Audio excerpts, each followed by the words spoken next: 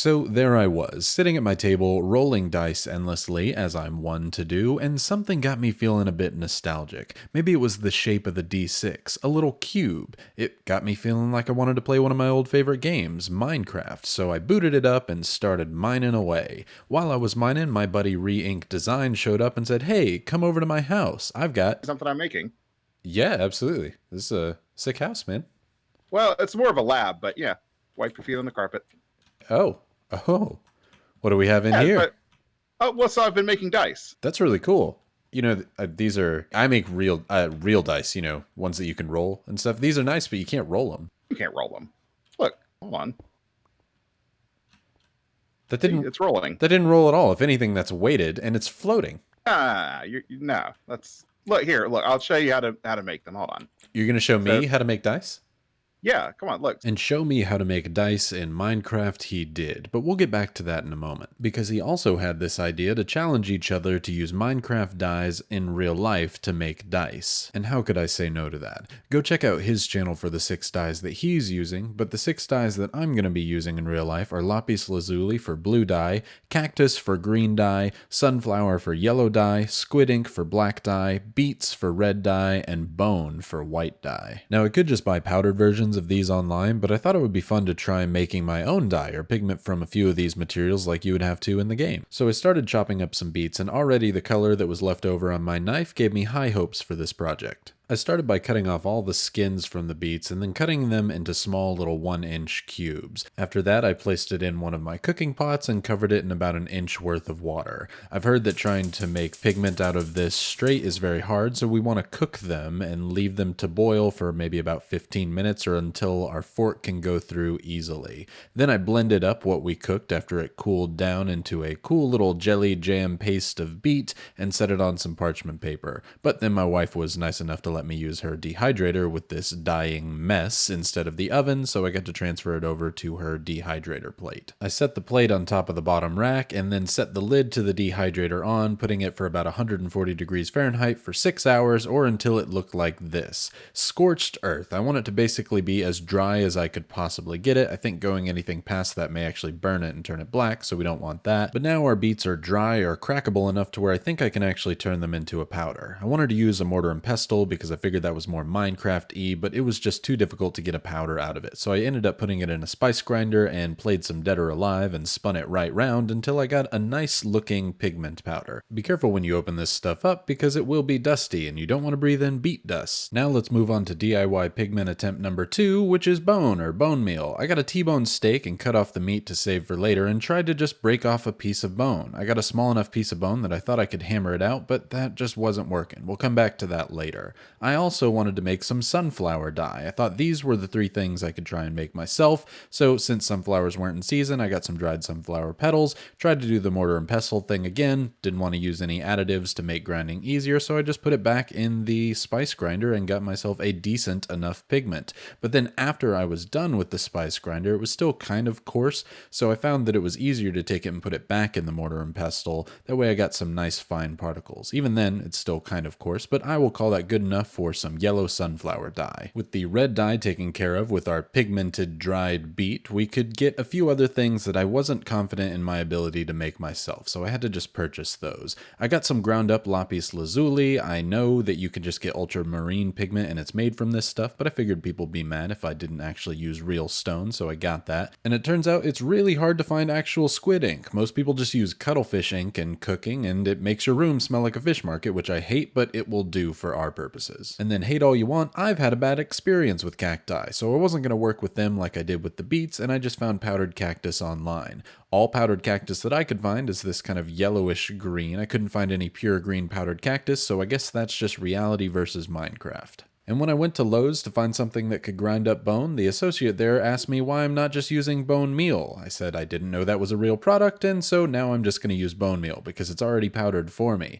It smells like absolute death, so I can tell it's the real stuff, and now my room smells like a fish market filled with death. I hate it, but I've got all the dye I need. Some astute viewers might be saying, hey, that's only 6 dye. Don't you need 7 for a set of 7 RPG dice? And I say, go eat dirt. Just kidding, we're going to use dirt. We're actually going to sift the dirt from my front front yard and add some blended turf to try and make a grass block for Minecraft. I'm really worried that the dirt is going to just sink inside the resin, so I sift all the heavy pieces out that I can and try and get something that will be fine enough to work in resin. I lay out some parchment paper and get my 2-part dice molds or cap molds ready. I've shown how to make those in a video before. If anybody's interested, I'll put it up in the top right now. And I also get out my square dice box mold, cause Minecraft. But before attempting to make dice in real life, maybe Reink can show us how to make dice in Minecraft. So I need you to put on your protective equipment. Nice color, by the way. We've got some resins here. We've got our part A and our part B. Reink showed me how to make some colored resin in Minecraft by making some colored concrete powder and made an elaborate machine for us to make actual solid dice. So, and then I've got my pressure pot over here. So we'll go ahead and place your die or your dice inside of the pressure pot. And I'll go ahead and set this to 3 bar. Oh, just like a real pressure pot. Yeah, it's blocks per square inch. Yes, it is. Yeah. And we'll go ahead and pressurize the container. Now, I warn you, this is a little bit loud. But once it finished pressurizing, and go into our pressure pot, and look, we've got dice. No way, we actually have dice now. See, dice. The dice work. And look, they roll. Well, okay, they float, but do you want to try making real dice with Minecraft dice? And could we do that? Well, we sure as heck can give it a shot. So let's go ahead and set out some cups that we'll need later and our cups for mixing the resin. Make sure we have our PPE on, just like in Minecraft, and get ready to mix up our 2-part epoxy. I'm using Envirotex Light. It's a equal part volume resin, so I'm just going to mix up the same amount of part A and part B and mix it for about 5 minutes until my arms are tired, or we have no streaks and it's very, very clear inside the resin. Those tiny cups we set aside earlier is going to be great for all of our resin mixing for each of the different dyes. We'll start with the bone meal and mixing it up with the resin. It turns out bone is not a natural additive to resin. It doesn't like to be mixed, as do most of the pigments we're going to mix today. It is not as easy to mix a lot of these pigments as I would think. The cuttlefish ink I was really expecting to just dissolve right into the actual resin so we'd have black resin, but it just doesn't. It kind of clumps up on its own. Oh well, we're going to push through on all of them no matter what, even as we add the sunflower dye, which is starting to look more like particle board than anything. I think Mythbusters did an episode on this. We're going to add the red beet dye into the resin as well, and it is starting to look a really, really nice color. It's the first one that I was excited about, even though it still kind of clumps up, but it definitely dyes the resin more than the rest of them do. The Cactus Powder is the most powdery of all of the ones that we're going to mix up, so I actually have high hopes for it, but when it becomes wet, it is just entirely yellow, and when I add the Lapis Lazuli, it is definitely heavier than the others, and you can see as it bows down the resin there, but it is absolutely gorgeous in the resin. My favorite blue I've ever mixed up. I'm also going to mix up that green grass flocking into some resin, and with the leftover resin, because I need a lot of it for what I plan to do, I pour the dirt in. Now, as I was mixing up all the various resins and additives, you could see a ton of surface bubbles already coming up on this resin. Normally I say take a lighter to your resin when you have it inside the mold, but there's so many bubbles, I'm actually going to take the lighter before I pour the resin and afterwards.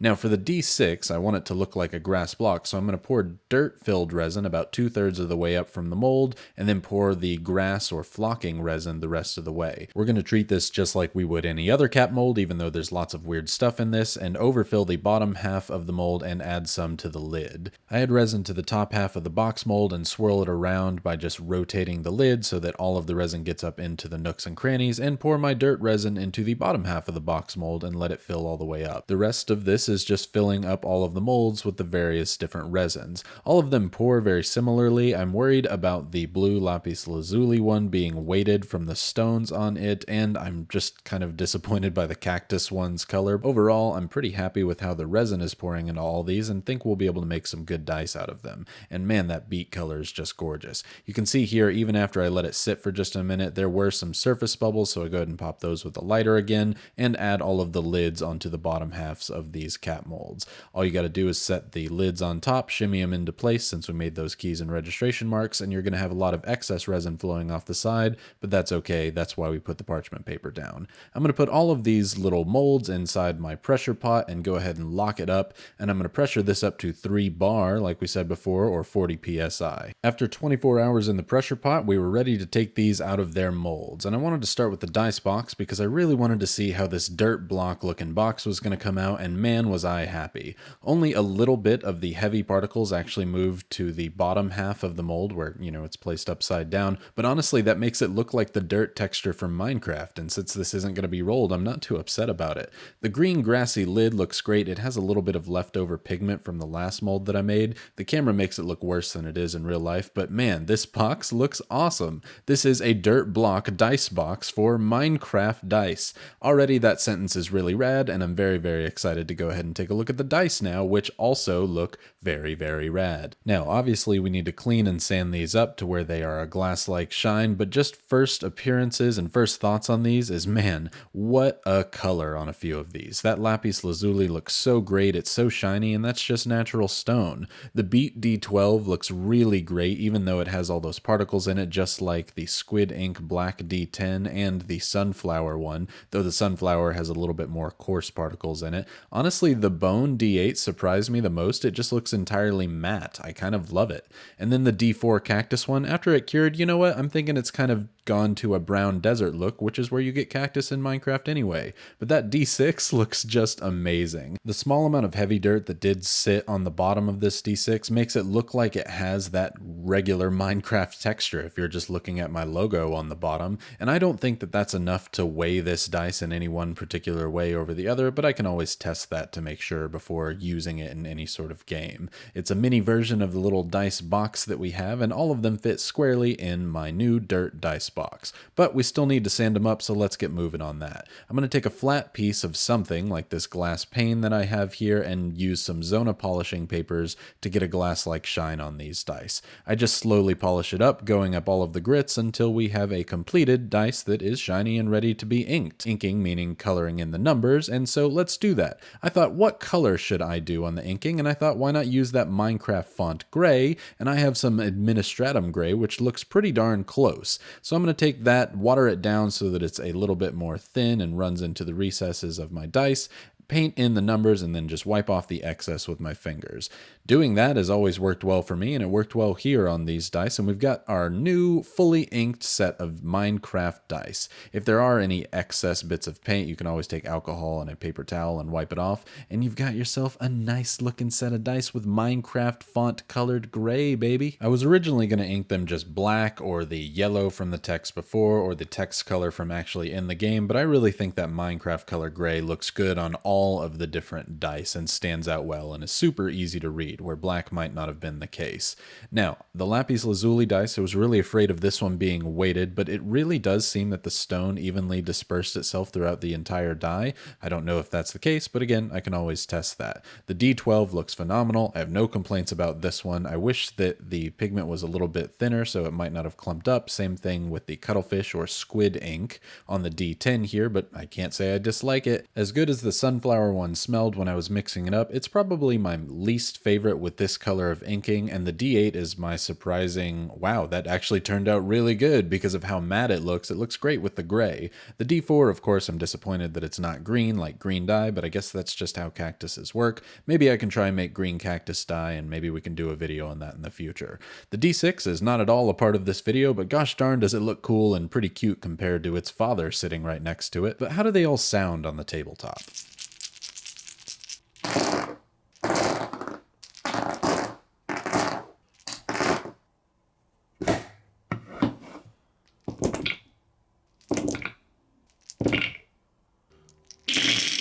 And of course these dice wouldn't betray me because I roll a nat 20 before I roll a nat 1. Maybe that's because I'm using Lapis. If I was using something from the Nether, maybe I would have rolled a nat 1 because it would have obviously been cursed. If you were going to make a Nether-based die using some sort of die in real life, what would you use as like a Nether thing? Let me know in the comments because I might try and explore that in a video sometime and see, hey, what could be cursed enough to equal the Nether from Minecraft and turn it into maybe a D6? Either way, I had a blast making these dice, and it was fun experimenting with all of the pigments and things like that. And if you're interested, I may do a video set on making your own pigments in the future, because that was super fun. Thank you to Reink Designs for including me on this awesome idea that you had. He also said, hey, we should challenge each other on a new video in the future, so I'm formally challenging him to try and make dice without using resin at all. Thank you all so much for watching. Subscribe if you might want to see some more videos like this in the future. Like the video if you like it, dislike it if you disliked it. I do want to hear that too, and let me know in the comments down below what other games I should maybe try and make dice from, because this was a lot of fun. Thank you so much for watching. I hope that you all have a fantastic day.